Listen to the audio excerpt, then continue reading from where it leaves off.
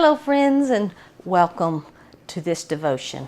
I just wanted to share with you guys something that has just really been heavy on my mind and share a little bit about how it came to be on my mind. So I've been cleaning and decluttering my home. I was started in the basement cleaning and getting rid of things, and you know, oftentimes basements can be a place where we put things that we don't use very often and maybe forget about, kind of like attics. You know, we just put things there to store them out of the way so they're not, in our way. And a lot of times, they can get dusty and dirty and pushed aside and forgotten about. And so I was, wiping everything down, going through things, getting rid of things that we no longer need and not sure why we even have. And I began to think about corruption and corrosion, mostly corrosion, and how in our walk with the Lord, or if you're not a Christian at this time, but maybe you are thinking about it and wondering, how to become a Christian or what does it mean to be a Christian. It doesn't really matter in this example, but oftentimes in life, we can let just the pressures of life and things that happen to us in life begin to lay on us and corrode us, just like those things in the basement or material things, as that little dust, little things get on, come into our life and maybe hurt our feelings or anger us or disappointment. And when something is pushed aside and not used, we feel we feel devalued in a way when we don't get chosen, don't get picked, don't get to use our skills and our gifts. And this corrosion can happen to us.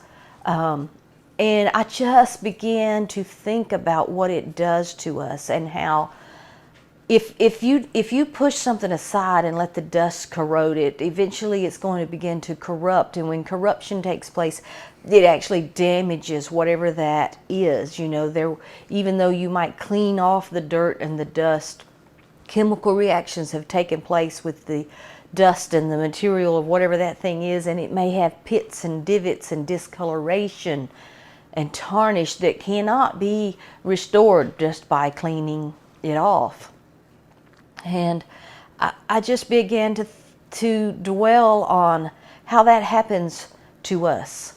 And I want to tell you a little story in the Bible. I want to talk about the story of Hosea. His wife's name was Gomer, and his name was Hosea. And Hosea was a prophet of God. And I'm not going to read the book of Hosea. I'm going to tell you the story about what's in Hosea, and then I'm going to read some other scriptures. But Hosea was a prophet of God, and God spoke to Hosea one day to go marry a woman from this land that was known for a prostitution. And it was a way of life. It was a corrupt city. They did not have morals like Hosea held. They didn't have those kinds of morals. He went and he found Gomer, and he loved her. He brought her into his home, and he loved her just as perfectly as any man could love a wife.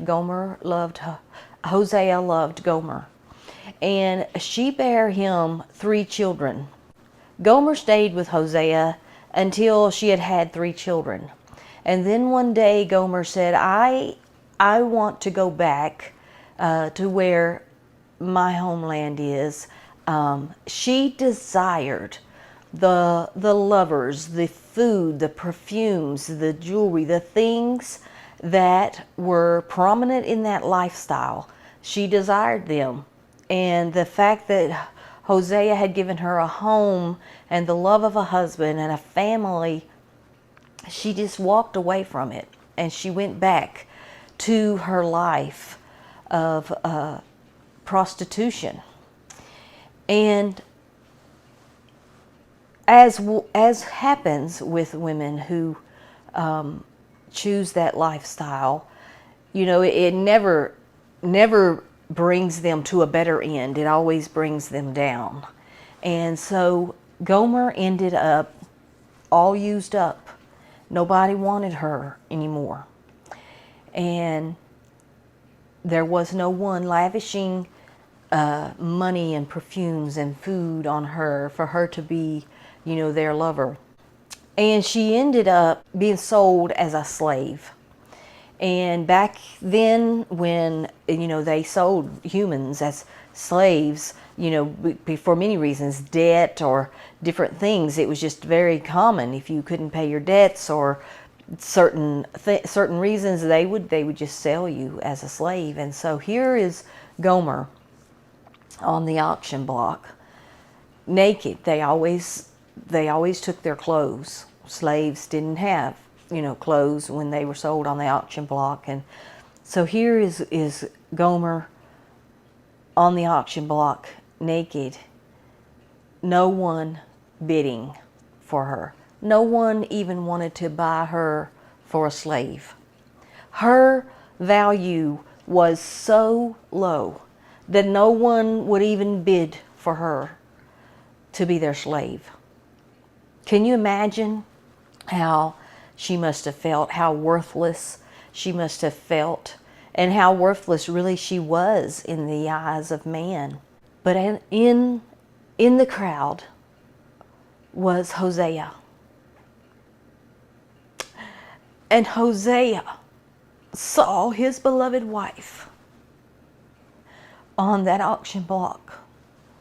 He didn't see a used up woman. He didn't see someone with no worth and no value.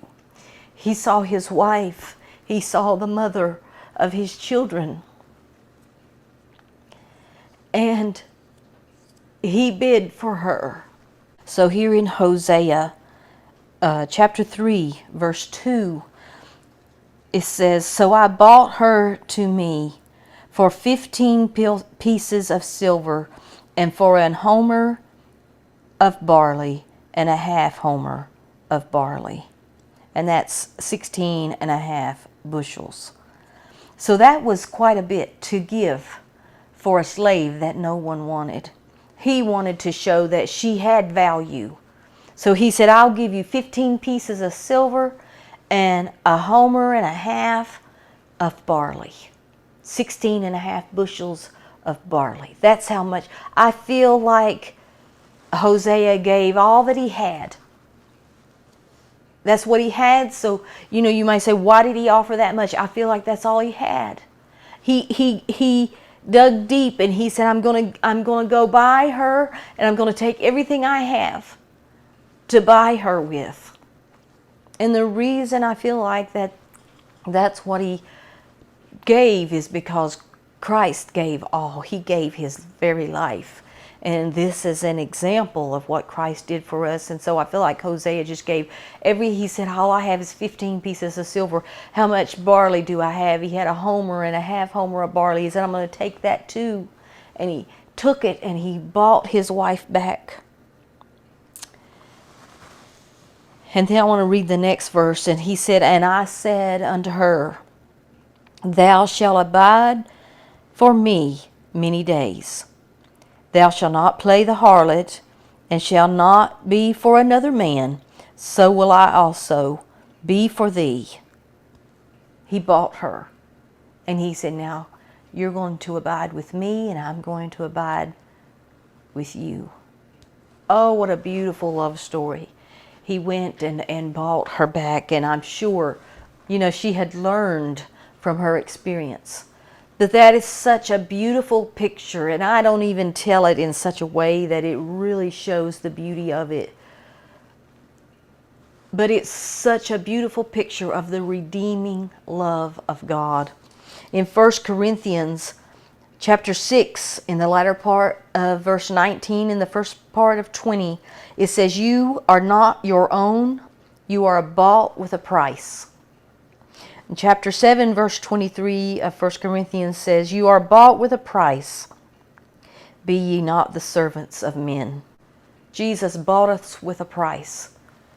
The world and sin and life experiences may have corroded us and corrupted us in such a way that we have no value to man anymore.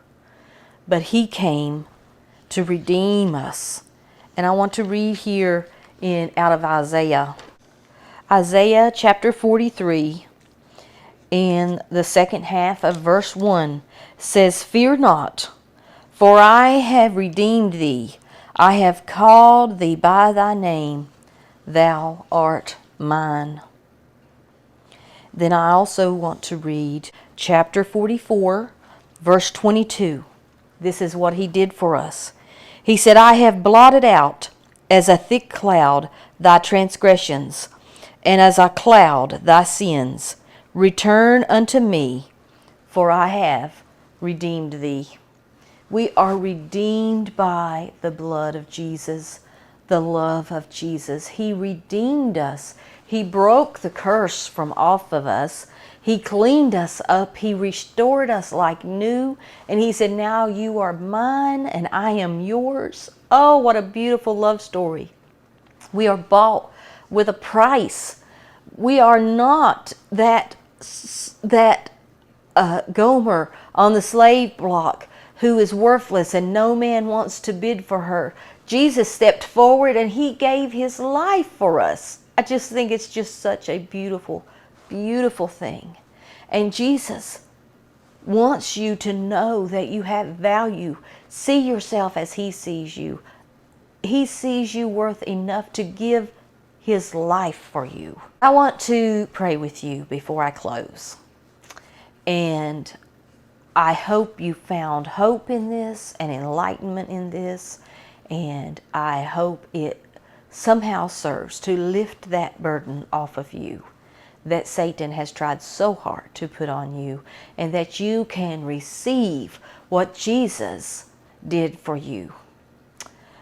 Father God, I just come to you in the name of your Son Jesus, thanking you for your redeeming, relentless love that comes to pull us out of the clutches of Satan and out of the pits and the miry clay and the sin and the things that this world has placed upon us.